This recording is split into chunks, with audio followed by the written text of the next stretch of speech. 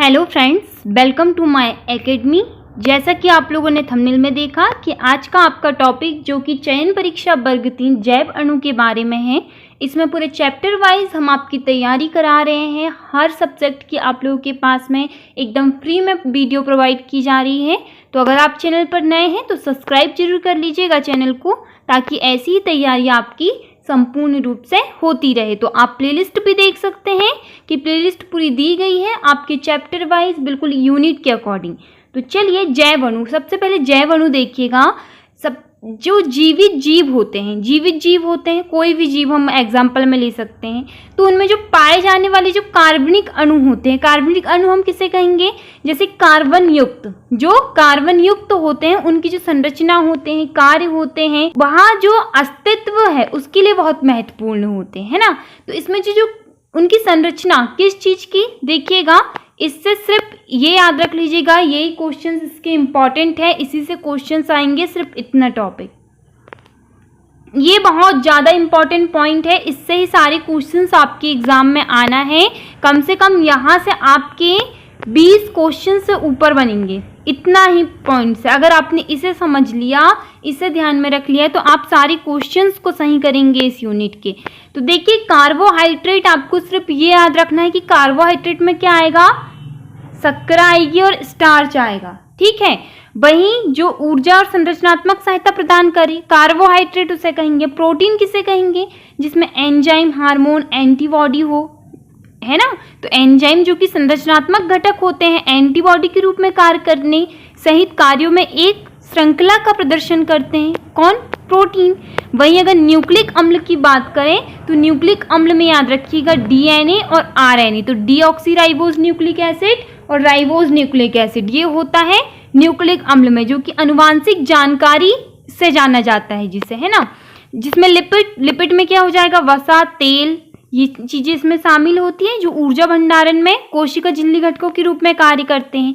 तो ये होते हैं इसके सबसे ज्यादा इंपॉर्टेंट पॉइंट, जो इसी से आप लोगों के एमसीक्यूज बनेंगे। आगे भी देखिएगा, अपना टेस्ट लगाना, टेस्ट से आप लोगों का बहुत फायदा होता है, आपको पता चलता है कि आपकी तैयारी कैसी चल रही है। तो चलिए देखते हैं फर्स्ट क्वेश्चन आपकी स्क्रीन के सामने। देखिएगा फर्स्ट क्वेश्चन पूछा गया है। एक क्वेश्चन से आपको कई क्वेश्चंस देखने को मिलेंगे, क्योंकि हम इसकी थ्योरी भी डिस्कस करेंगे, ठीक है, जिससे आपको बिल्कुल जानने में सुविधा होगी और कई सारे क्वेश्चंस भी देखने को मिलेंगे। तो कोशिका protein, carbohydrate, lipid, nucleic acid और पानी जैसे बड़े अणुओं से बनी होती है। बताइएगा कि कोशिका जो होती है, तो कोशिका protein, carbohydrate, lipid, nucleic acid और पानी जैसे बड़े अणुओं से क्या ये सारी चीज़ें बनी होती है? ये चीज़ सही है या गलत है, सत्य है असत्य है, ऐसे क्वेश्चंस आते हैं। इसलिए फर्स्ट क्वेश्चन आपके सामने ये आया। तो यहाँ कथन बिल्कुल सत्य है, सही है। जो protein, carbohydrate, lipid, nucleic acid होते हैं पानी जैसे अणुओं से ही बने होते हैं, है ना। जो कि देखिए कार्बोहाइड्रेट, जो कि लिपिड, न्यूक्लिक एसिड, अम्ल, विटामिन को सामूहिक रूप से जैव अणु कहा जाता है ना, अर्थात वे अणु जिसमें जीवन बनता है। नेक्स्ट क्वेश्चन है कि सरल यौगिक से जटिल पदार्थ के निर्माण को खालिस्तान कहा जाता है। इंपॉर्टेंट क्वेश्चन है कि सरल यौगिक से जटिल पदार्थ के निर्माण को क्या कहा जाता है। ऑप्शंस देख लीजिएगा पहले तो सारे। तो यहाँ बिल्कुल आपका राइट आंसर हो जाएगा ऑप्शन नंबर ए, एनाबॉलिक मार्ग। क्या कहा जाता है? एनाबॉलिक मार्ग, जो कि इसे क्या कहा जाता है? सरल यौगिक से जटिल यौगिक के निर्माण के उपचय पथ कहते हैं। कौन सा पथ कहते हैं? उपचय पथ, है ना, जिसे जैव संश्लेषण पथ भी कहा जाता है। ये ऊर्जा पथ की खपत कहते हैं। उदाहरण के लिए एसिटिक अम्ल से कोलेस्ट्रॉल का निर्माण करना, ये बहुत ज़्यादा इंपॉर्टेंट पॉइंट है। नेक्स्ट क्वेश्चन है आप लोगों के सामने कि ऊर्जा चयापचय के परिणाम स्वरूप विकास चरण के दौरान बनने वाले मेटाबोलाइट्स को खालिस्तान कहा जाता है। क्या कहा जाता है इसे? ऑप्शंस देख लीजिएगा। तो यहाँ आपका राइट आंसर हो जाएगा प्राथमिक मेटाबोलाइट्स, ठीक है। चलिए, जो कि उपापचय और ऊर्जा उपापचय के परिणाम स्वरूप वृद्धि अवस्था के दौरान बनते हैं, प्राथमिक उपापचय कहलाते हैं ना। ये वृद्धि, विकास और प्रजनन में महत्वपूर्ण भूमिका निभाते हैं। कौन निभाते हैं? प्राथमिक मेटाबोलाइट्स, ठीक है। नेक्स्ट देख लीजिएगा, ये क्वेश्चंस देखिए थोड़ा सा।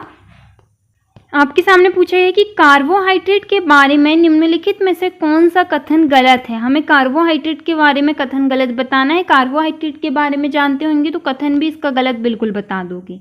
यहाँ ऑप्शंस देख लो पहले तो कि कार्बोहाइड्रेट का नाम है कार्बन के हाइड्रेट से लिया गया है। सभी कार्बोहाइड्रेट का समान सूत्र क्या होता है? CXH20Y। क्या होता है? सभी कार्बोहाइड्रेट का एक समान ही सूत्र होता है, केवल एक सूत्र होता है। बताइए, सोचिए सोचिए।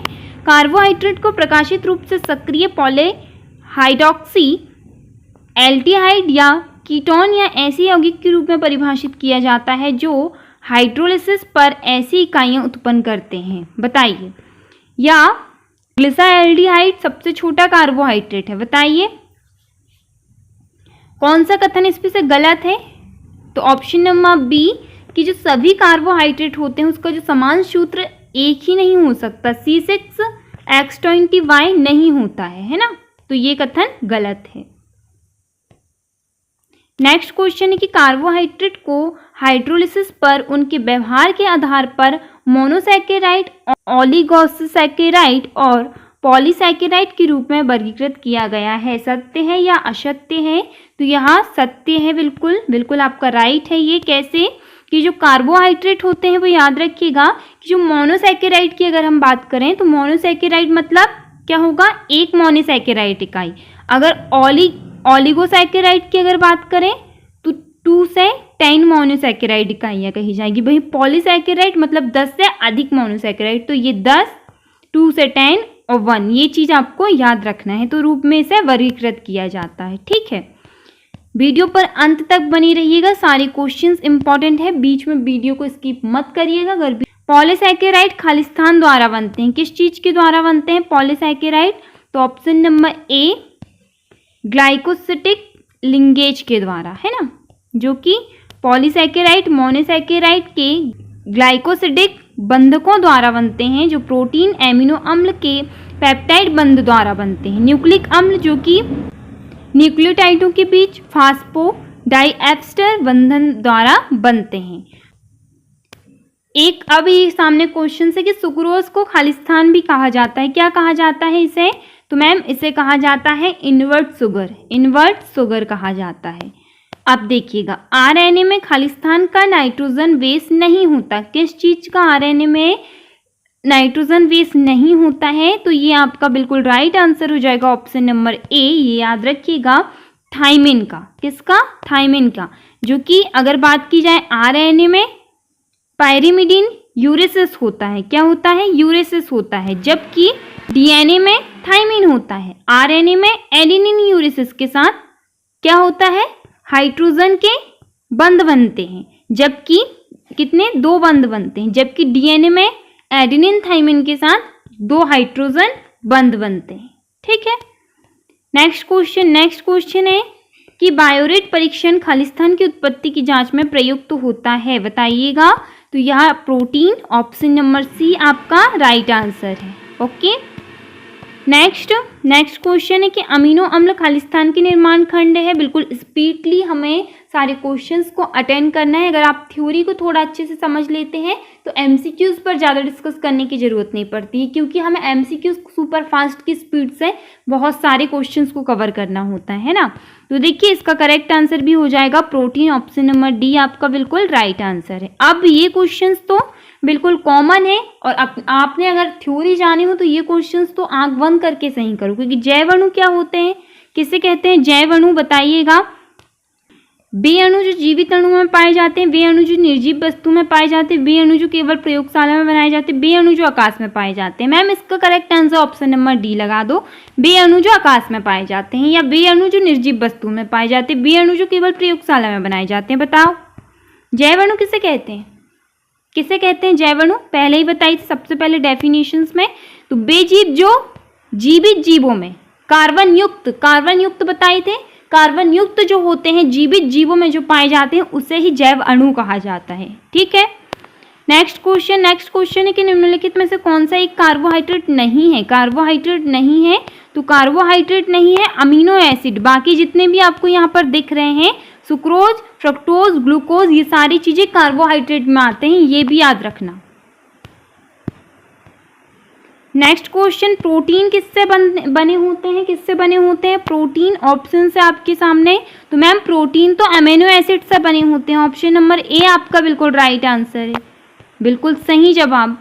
डीएनए और आरएनए किस प्रकार के जैव अणु हैं? डीऑक्सीराइबोज न्यूक्लिक एसिड और राइबोज न्यूक्लिक एसिड किस प्रकार के जैव अणु होते हैं? बताइएगा मुझे किस प्रकार के जैव अणु होते हैं। तो यहाँ जैव अणु होते हैं nucleic acid, nucleic acid. Option number C. Enzyme क्या है, क्या होते हैं एंजाइम? बताइए, पहले ही सारी डेफिनेशन तो बता चुकी हूँ इस बारे में। तो एक प्रकार का प्रोटीन है मैम। ऑप्शन नंबर सी आपका राइट आंसर है। निम्नलिखित में से कौन सा एक लिपिड नहीं है? लिपिड नहीं है पूछा गया है आपके सामने। ऑप्शंस आपकी स्क्रीन के सामने दिए गए हैं। तो यहाँ आपका राइट आंसर जो होगा वहाँ होगा ग्लूकोज। ऑप्शन नंबर डी आपका राइट आंसर। कोशिका में सबसे प्रचुर मात्रा में पाए जाने वाले जैव अणु, इंपॉर्टेंट क्वेश्चन है। कोशिका में सबसे प्रचुर मात्रा में जो जैव अणु पाया जाता है वह होता है पानी, वाटर। जो फर्स्ट क्वेश्चन जो था कि पानी से बने होते हैं, पानी वाले अणुओं से, तो इसमें भी ऐसे ही कुछ क्वेश्चन है थोड़ा अलग तरीके से।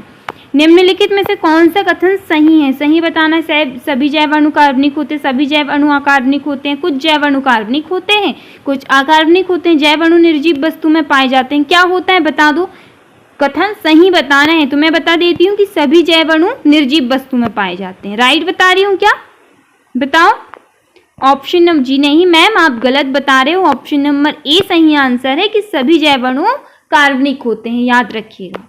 नेक्स्ट क्वेश्चन आप लोगों के सामने पूछा गया है कि निम्नलिखित में से कौन सा एक अपचायक शर्करा है? अपचायक शर्करा की बात जब भी की जाती है तो उसका करेक्ट आंसर होता है मल्टोज। ऑप्शन नंबर सी आपकी स्क्रीन के सामने लास्ट क्वेश्चन है कि एक एंजाइम का सक्रिय स्थल क्या है? एंजाइम का जो सक्रिय स्थल होता है ना, वो हमेशा क्या होता है?